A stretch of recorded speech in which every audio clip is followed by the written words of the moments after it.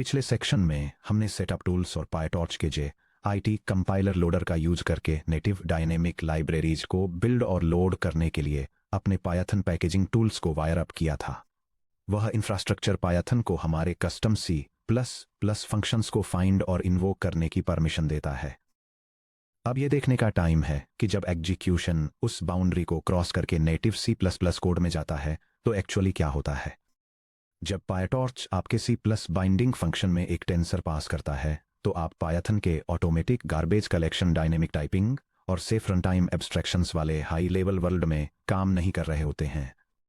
इसके बजाय आपको एक एट टेंसर या टॉर्च टेंसर मिलता है जो libtorch में सेम क्लास के लिए एक टाइप एलियास है। सी प्लस प्लस के अंदर एक एट टेंसर एसेंशियली एक हाई लेवल डिस्क्रिप्टर है जो आपके जीपीयू पर एलोकेटेड फिजिकल वीडियो रैम यानी वी रैम के एक लो लेवल पॉइंटर को रैप करता है। उस रॉ पॉइंटर को एक्सट्रैक्ट करना और उसे एक कूडा कर्नेल को सौंपना आपको मैक्सिमम परफॉर्मेंस देता है, जिससे आपका कर्नेल जीरो ओवरहेड के साथ थाउजेंड्स ऑफ गीगाबाइट पर सेकंड की स्पीड से वी रैम को रीड और राइट कर सकता है। हालांकि इस रॉ पावर के साथ बहुत बड़ी रिस्पॉन्सिबिलिटी भी आती है। अगर आप पॉइंटर अरिथमेटिक को गलत कैलकुलेट करते हैं, जीपीयू के बजाय सीपीयू पर स्टोर टेंसर पास करते हैं या एक non contiguous tensor memory layout को प्रोसेस करने का अटेम्प्ट करते हैं तो पायथन कोई फ्रेंडली वैल्यू एरर रेज नहीं करेगा। यह तुरंत एक हार्डवेयर लेवल सेगमेंटेशन फॉल्ट कूडा मेमोरी एक्सेस वायलेशन यानी आउट ऑफ बाउंड्स रीड या राइट के साथ क्रैश हो जाएगा या साइलेंट न्यूमेरिकल करप्शन पैदा करेगा जिसे डीबग करने में दिनों लग सकते हैं। इस सेक्शन में हम सीखेंगे कि सिस्टम स्टेबिलिटी को खतरे में डाले बिना पायटॉर्च की ऑब्जेक्ट एब्स्ट्रैक्शन लेयर्स को सेफली कैसे पील बैक करें, इनपुट टेंसर इनवेरिएंट्स को वैलिडेट करें, रॉ हार्डवेयर मेमोरी पॉइंटर्स को एक्सट्रैक्ट करें और कस्टम कूडा कर्नेल्स को डिस्पैच करें। Section break anatomy of a PyTorch tensor storage versus view. C plus plus में टेंसर पॉइंटर्स को सेफली एक्सेस करने के लिए हमें पहले यह समझना होगा कि पायटॉर्च फिजिकल हार्डवेयर मेमोरी में टेंसर को कैसे रिप्रेजेंट करता है। एक पायटॉर्च टेंसर डिस्टिंक्ट कॉन्सेप्ट्स में डिवाइड होता है। C10 स्टोरेज इम्प्ले यानी physical buffer raw byte memory का एक कॉन्टिगुअस ब्लॉक है जो किसी स्पेसिफिक डिवाइस पर एलोकेट किया जाता है, जैसे कि जीपीयू वी रैम या सीपीयू रैम। C10 टेंसर इम्प्ले यानी मेटाडेटा व्यू एक लाइटवेट मेटाडेटा रैपर है जो ये डिस्क्राइब करता है कि रॉ स्टोरेज बफर को कैसे इंटरप्रेट करना है। ये data type, D type, dimensions, sizes, element offset और स्ट्राइड्स जैसी डिटेल्स स्टोर करता है। यह डायग्राम एक पायटॉर्च टेंसर के इंटरनल स्ट्रक्चर को इलस्ट्रेट करता है, ये दिखाते हुए कि कैसे मेटाडेटा जैसे कि शेप, स्ट्राइड्स, डेटा टाइप और टारगेट डिवाइस को जीपीयू मेमोरी में एक्चुअल फिजिकल डेटा एलोकेशन से सेपरेटली स्टोर किया जाता है। चैप्टर 4 में रॉ पॉइंटर मैकेनिक्स के बारे में हमारे डिस्कशन को याद कीजिए। सी या सी प्लस प्लस में एक पॉइंटर सिंपली एक न्यूमेरिकल मेमोरी एड्रेस होता है। जब आप फ्लोट पॉइंटर PTR जैसे किसी टाइप्ड पॉइंटर को इंक्रीमेंट करते हैं तो सी प्लस प्लस अगले एलिमेंट की लोकेशन कैलकुलेट करने के लिए मेमोरी एड्रेस में साइज ऑफ फ्लोट यानी 4 बाइट्स ऐड कर देता है। यह पॉइंटर अरिथमेटिक ये मानकर चलता है कि एलिमेंट्स फिजिकल वी रैम में सीक्वेंशियली यानी एक के बाद एक अरेंज्ड हैं। पायटॉर्च की टर्मिनोलॉजी में इस अरेंजमेंट को कॉन्टिगुअस लेआउट कहा जाता है। नॉन कॉन्टिगुअस टेंसर्स का छिपा हुआ खतरा। सोचिए क्या होता है जब कोई पायथन यूजर किसी टेंसर को आपकी सी प्लस प्लस फंक्शन में पास करने से पहले उसे मैनिपुलेट करता है। यह पायटॉर्च डेमोन्स्ट्रेशन दिखाता है कि कैसे ग्राफिक्स प्रोसेसिंग यूनिट पर एक रैंडम 2 डायमेंशनल टेंसर क्रिएट करने से कंटिग्यूअस मेमोरी लेआउट मिलता है। इसके बाद यह दिखाता है कि टेंसर को ट्रांसपोज करने से फिजिकल मेमोरी को रीअरेंज किए बिना इसका मेटाडेटा व्यू बदल जाता है, जिससे रिजल्टिंग ट्रांसपोर्ट टेंसर नॉन कंटिग्यूअस हो जाता है। जब x को x ट्रांसपोर्ट बनाने के लिए ट्रांसपोज किया जाता है तो पायटॉर्च वी रैम में एलिमेंट्स को रीअरेंज करने के लिए कोई एक्सपेंसिव कॉपी परफॉर्म नहीं करता है। इसके बजाय यह स्वैप्ड स्ट्राइड्स के साथ एक नया मेटाडेटा व्यू क्रिएट करता है। अगर आपका native C plus plus code x transport से एक रो फ्लोट पॉइंटर एक्सट्रैक्ट करता है और इसे एक कूडा कर्नल के अंदर एक सीक्वेंशियल एरे की तरह ट्रीट करता है तो आपके जीपीयू थ्रेड्स एलिमेंट्स को ओरिजिनल अनट्रांसपोज्ड ऑर्डर में रीड करेंगे। इससे भी बदतर, अगर कोई पायथन यूजर स्लाइसिंग जैसे कि x square bracket colon comma colon colon 2 square bracket close द्वारा क्रिएटेड टेंसर पास करता है तो फिजिकल एलिमेंट्स मेमोरी गैप्स से सेपरेट हो जाते हैं। अगर आपका CUDA kernel PTR square bracket IDX square bracket close जैसे थ्रेड इंडेक्स का यूज करके पॉइंटर एरे में सीक्वेंशियली वॉक करता है तो ये इनवैलिड डेटा रीड करेगा और रिजल्ट्स को दूसरे एलिमेंट्स के मेमोरी लोकेशंस में राइट कर देगा। Section break. Defensive engineering the torch check guard suite. क्योंकि high level Python exceptions raw CUDA execution pipelines के अंदर एग्जिस्ट नहीं करते हैं, इसलिए होस्ट C++ बाउंड्री पर डिफेंसिव इमेज वैलिडेशन मैंडेटरी है। पॉइंटर्स एक्सट्रैक्ट करने या जीपीयू कर्नल्स को इन्वोक करने से पहले आपके C++ एंट्री पॉइंट को रिगोर्सली चेक करना चाहिए कि इनकमिंग टेंसर्स सभी फिजिकल लेआउट और लोकेशन अजम्पशंस को सेटिस्फाई करते हैं। पायटॉर्च इस पर्पज के लिए टॉर्च चेक मैक्रो प्रोवाइड करता है। अगर कोई कंडीशन फॉल्स इवेल्युएट होती है तो टॉर्च चेक C++ एग्जीक्यूशन को हॉल्ट कर देता है और एक C++ एक्सेप्शन थ्रो करता है, जिसे पायटॉर्च ऑटोमेटिकली एक clean traceable Python runtime error में कन्वर्ट कर देता है। यहाँ वह एसेंशियल रनटाइम चेकलिस्ट दी गई है जो हर कस्टम C++ एक्सटेंशन को एनफोर्स करनी चाहिए। ये C++ कोड स्निपेट प्रोसेसिंग से पहले एक इनकमिंग डेटा टेंसर पर सेफ्टी चेक परफॉर्म करने के लिए पायटॉर्च लाइब्रेरी का यूज करता है। ये वेरीफाई करता है कि डेटा ग्राफिक्स कार्ड मेमोरी में है, सीक्वेंशियली स्टोर्ड है, single precision floating point numbers use करता है, फुली इनिशियलाइज्ड है और उसमें एग्जैक्टली 2 डायमेंशंस हैं। आइए ब्रेक डाउन करते हैं कि इनमें से हर एक चेक क्यों क्रिटिकल है। यह टेबल क्रूशियल वेरिफिकेशन गार्ड्स को आउटलाइन करती है कि अगर इन्हें ओमिट कर दिया जाए तो क्या ब्रेक होगा और उनका हार्डवेयर या रनटाइम इम्पैक्ट क्या होगा। First, verification guard tensor dot is CUDA के लिए जब एक सीपीयू टेंसर को जीपीयू कर्नल में पास करते समय इसे ओमिट कर दिया जाता है तो ये एक इलीगल इंस्ट्रक्शन या इनवैलिड डिवाइस पॉइंटर की तरफ ले जाता है। इससे कूड़ा कर्नल जीपीयू एग्जीक्यूशन यूनिट्स से होस्ट रैम एड्रेसेस को डीरेफरेंस करने की कोशिश करने लगता है, जिसके रिजल्ट के रूप में कर्नल लॉन्च फेलियर्स या होस्ट मेमोरी एक्सेस वायलेशंस होते हैं। Second, tensor dot is contiguous guard के लिए एक ट्रांसपोज्ड या स्लाइस्ड टेंसर व्यू को पास करते समय इसे ओमिट करने से डेटा करप्शन या इनवैलिड मेमोरी एक्सेस होता है। क्योंकि इंडेक्स पर पॉइंटर के जरिए इंडेक्सिंग करने वाले GPU threads out of order data read करते हैं या आउट ऑफ बाउंड्स मेमोरी को एक्सेस करते हैं। Third, tensor dot scalar type guard के लिए जब C++ फ्लोट 32 एक्सपेक्ट कर रहा हो और उस समय फ्लोट 16 या इंट 64 टेंसर को पास करते हुए इसे ओमिट कर दिया जाए तो इससे एक टाइप मिसमैच हो जाता है। एक 4 बाइट फ्लोट पॉइंटर में 2 बाइट या 8 बाइट वैल्यूज को रीड करने से इनवैलिड न्यूमेरिक इंटरप्रिटेशन और करप्टेड वैल्यूज मिलती हैं।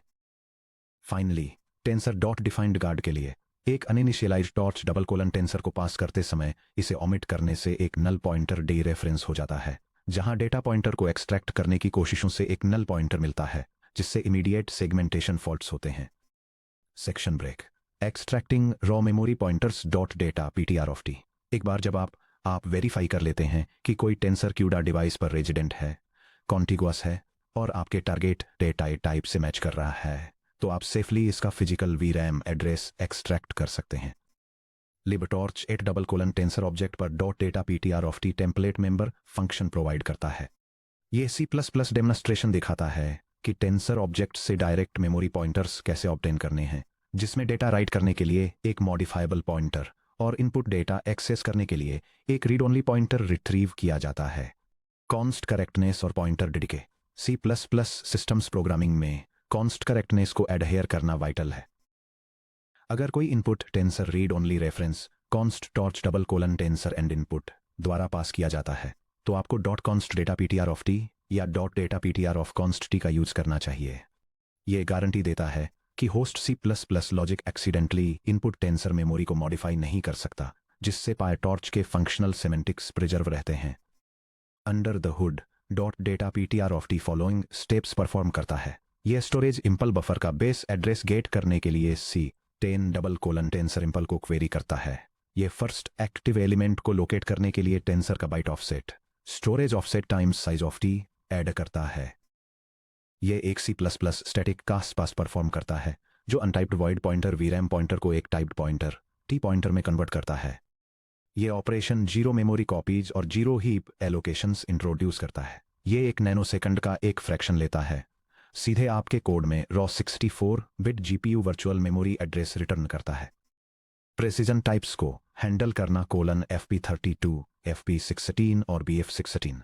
Modern AI workloads reduced precision numerical formats जैसे IEEE 754 हाफ प्रेसिजन फ्लोट 16 और brain floating point B float 16 पर बहुत ज़्यादा रिलाई करते हैं। पाइटॉर्च इन रिप्रेजेंटेशंस को मैप करने के लिए dedicated native C++ types provide करता है कोलन। ये C++ को डेमोन्स्ट्रेट करता है कि पाइटॉर्च टेंसर्स को नेटिव कूडा प्रिसिजन डेटा टाइप्स के साथ कैसे इंटरफेस करें। यह standard 32 bit float, 16 bit half precision और 16 बिट ब्रेन फ्लोट टेंसर्स से रॉ डेटा पॉइंटर्स एक्सट्रैक्ट करता है और हाफ प्रिसिजन पॉइंटर्स को नेटिव कूडा रिप्रेजेंटेशंस में कास्ट करता है। यह सेटअप कस्टम कूडा कर्नल्स को directly multi precision PyTorch tensors को प्रोसेस करने के लिए इनेबल करता है। 80 हाफ पॉइंटर को हाफ पॉइंटर में कास्ट करके या C10 बी फ्लोट 16 पॉइंटर को NV बी फ्लोट 16 पॉइंटर में कास्ट करके आप पाइटॉर्च मेमोरी बफर्स को सीधे low level CUDA intrinsic functions और hardware accelerated tensor core routines में पास कर सकते हैं। Section break. End to end execution pipeline colon host handler 2 device kernel. अब चलिए इन कंपोनेंट्स को एक production grade CUDA extension handler में सिंथेसाइज करते हैं। हम एक end to end element wise matrix scaling module design करेंगे जो नेटिव C++ और कूडा में पाइटॉर्च टेंसर्स को सेफली प्रोसेस करता है। हमारा मॉड्यूल करेगा कोलन एक इनपुट टेंसर X और एक scalar scaling factor alpha accept करना, होस्ट पर कंप्लीट सेफ्टी और मेमोरी लेआउट वैलिडेशंस परफॉर्म करना, पाइटॉर्च के C++ फैक्ट्री फंक्शंस का यूज करके डायनेमिकली एक क्लीन आउटपुट टेंसर एलोकेट करना, रो VRAM पॉइंटर्स एक्सट्रैक्ट करना, कूडा थ्रेड हायरार्की रूल्स चैप्टर 21 के बेसिस पर ग्रिड और ब्लॉक डायमेंशंस कंप्यूट करना, एसिंक्रोनस एग्जीक्यूशन ऑर्डरिंग को मेंटेन रखने के लिए करंट एक्टिव पाइटॉर्च कूडा स्ट्रीम को फेच करना, कर्नल को लॉन्च करना और आउटपुट टेंसर को वापस पायथन में रिटर्न करना। स्टेप 1 कोलन द डिवाइस कूडा कर्नल CSRC या स्केल कर्नल .cu। सबसे पहले हम अपनी .cu फाइल में लो लेवल कूडा कर्नल लिखते हैं। यह C++ और कूडा को डेमोन्स्ट्रेट करता है कि GPU एक्सेलरेशन का यूज करके डेटा टेंसर की एलिमेंट वाइज स्केलिंग कैसे परफॉर्म की जाती है। यह एक पैरेलल कंप्यूटिंग कर्नेल डिफाइन करता है जो लार्ज डेटा सेट्स को एफिशिएंटली हैंडल करने के लिए ग्रिड स्ट्राइड लूप का यूज करके इनपुट एरे के ईच एलिमेंट को एक कांस्टेंट फैक्टर से मल्टीप्लाई करता है। इस कोड में एक होस्ट फंक्शन भी शामिल है जो automatically optimal grid configuration calculate करता है और एक स्पेसिफिक कूडा स्ट्रीम पर कंप्यूटेशन लॉन्च करता है। Step 2 colon the host plus integration bridge CHC या स्केल होस्ट .cpp। इसके बाद हम C++ एंट्री पॉइंट लिखते हैं जो PyTorch tensor extraction safety validation dynamic allocation stream management और पाइबाइंड 11 बाइंडिंग्स को हैंडल करता है। यह C++ सोर्स कोड एक पाइटॉर्च कूडा एक्सटेंशन को डिफाइन करता है जो एक टेंसर को एलिमेंट वाइज स्केल करता है। यह इनपुट टेंसर पर वैलिडेशन चेक पर परफॉर्म करता है ताकि यह इनश्योर किया जा सके कि यह ग्राफिक्स प्रोसेसिंग यूनिट पर लोकेटेड एक contiguous non empty 32 bit floating point tensor है। इसके बाद यह एक आउटपुट टेंसर एलोकेट करता है, रॉ मेमोरी पॉइंटर्स को एक्सट्रैक्ट करता है, डिवाइस के लिए एक्टिव कूडा स्ट्रीम को रिट्रीव करता है, डेटा को स्केल करने के लिए एक कस्टम कूडा कर्नेल लॉन्च करता है और पाइबाइंड 11 का यूज करके रिजल्ट को वापस पायथन में रिटर्न करता है। Section break. मेमोरी कोएलेसिंग और स्ट्राइड इनवेरिएंट्स। चलिए थोड़ी देर रुकते हैं और एग्जामिन करते हैं कि input.isContiguous का हमारा एनफोर्समेंट GPU हार्डवेयर परफॉर्मेंस के लिए इतना क्रिटिकल क्यों है। चैप्टर 24.1 में हमने GPU मेमोरी कोएलेसिंग के बारे में पढ़ा था कि कैसे NVIDIA GPUs पर मेमोरी कंट्रोलर एक वार्प के थ्रेड्स 32 थ्रेड्स से आने वाले साइमल्टेनियस VRAM रीड या राइट रिक्वेस्ट्स को एक सिंगल 32 बाइट 64 बाइट या 128 बाइट मेमोरी ट्रांजैक्शन में कंबाइन करता है। जब कोई टेंसर कॉन्टिगुअस होता है तो फिजिकल मेमोरी में एलिमेंट इंडेक्स I बिल्कुल एलिमेंट I+1 के बगल में होता है। यह डायग्राम GPU प्रोग्रामिंग में मेमोरी कोएलेसिंग के कॉन्सेप्ट को इलस्ट्रेट करता है। यह दिखाता है कि कैसे कंसेक्यूटिव थ्रेड्स वीडियो रैम में कंटिगुअस मेमोरी एड्रेसेस को एक्सेस करते हैं, जिससे हार्डवेयर इन रिक्वेस्ट्स को एक single highly efficient 32 byte memory transaction में कंबाइन कर पाता है। क्योंकि input.isContiguous इस कॉन्टिगुअस अरेंजमेंट को गारंटी देता है, हमारा CUDA kernel index int I equals block index .x times block dimension .x plus thread index .x adjacent CUDA threads को एडजेसेंट मेमोरी एड्रेसेस को एक्सेस करने देता है। GPU मेमोरी कंट्रोलर इन्हें यूनिफाइड हार्डवेयर ट्रांजैक्शंस में फ्यूज कर देता है, जिससे full memory bandwidth utilization achieve होता है। क्या होता है अगर आप इजर अंडरस्कोर कॉन्टिगुअस को स्किप कर देते हैं? अगर आप कॉन्टिग्यूटी चेक को छोड़ देते हैं और एक ट्रांसपोर्ट मैट्रिक्स स्ट्राइडेड लेआउट पास करते हैं, तो थ्रेड T0 एड्रेस 0x1000 को रीड करता है, जबकि थ्रेड T1 एड्रेस 0x1020 को रीड करता है, जो स्ट्राइड स्टेप्स से सेपरेटेड होते हैं। एक सिंगल कोलेस्ड मेमोरी ट्रांजैक्शन के बजाय जीपीयू हार्डवेयर को वीरैम में 32 separate serialised memory transactions issue करने पड़ते हैं। मेमोरी बैंडविड्थ बहुत तेजी से गिर जाती है, जिससे अक्सर आपका $multi-thousand जीपीयू सीपीयू कोड से 10 to 30 टाइम्स स्लो चलने लगता है। नॉन कॉन्टिगुअस इनपुट्स को ग्रेसफुली हैंडल करना। अगर आप चाहते हैं कि आपका C++ एक्सटेंशन बिना रन टाइम एरर्स थ्रो किए नॉन कॉन्टिगुअस इनपुट्स को हैंडल करे, तो आपके पास दो ऑप्शंस हैं। ऑप्शन ए, होस्ट पर कॉन्टिग्यूटी फोर्स करना, सिंपल और सेफ। रॉ पॉइंटर्स लेने से पहले अपने C++ होस्ट रैपर फंक्शन के अंदर डायरेक्टली .contiguous कॉल करें। अगर टेंसर पहले से ही कॉन्टिगुअस है तो पाइटॉर्च कुछ नहीं करता, 0 ओवरहेड। अगर ये नॉन कॉन्टिगुअस है तो पाइटॉर्च ऑटोमेटिकली एक temporary contiguous memory copy allocate करता है। यह C++ फंक्शन कस्टम ऑपरेशंस के लिए एक पाइटॉर्च टेंसर को सिक्योर करता है, यह इंश्योर करके कि इसका मेमोरी लेआउट कॉन्टिगुअस है। अगर ज़रूरत हो तो यह इनपुट टेंसर की एक कॉन्टिगुअस कॉपी क्रिएट करता है और फिर कस्टम कर्नल एग्जीक्यूशन की तैयारी के लिए एक safe read only raw data pointer accept करता है। ऑप्शन बी, कूडा कर्नल में टेंसर स्ट्राइड्स पास करना, एडवांस्ड। अगर आप टेम्परेरी टेंसर कॉपीज बनाने से बचना चाहते हैं तो आप कूडा कर्नल में शेप और स्ट्राइड एरेज पास कर सकते हैं। इसके बाद कर्नल फॉर्मूला का यूज करके dynamically strided physical offsets compute कर सकता है।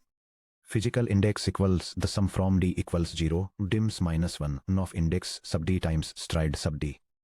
हालांकि यह मेमोरी एलोकेशन से बचाता है। एक लीनियर थ्रेड ID को वापस मल्टी डायमेंशनल इंडिसेस में कन्वर्ट करने के लिए रिक्वायर्ड इंटीजर डिवीजन और modulo operations GPU register space के अंदर सिग्निफिकेंट ALU ओवरहेड इंट्रोड्यूस करते हैं।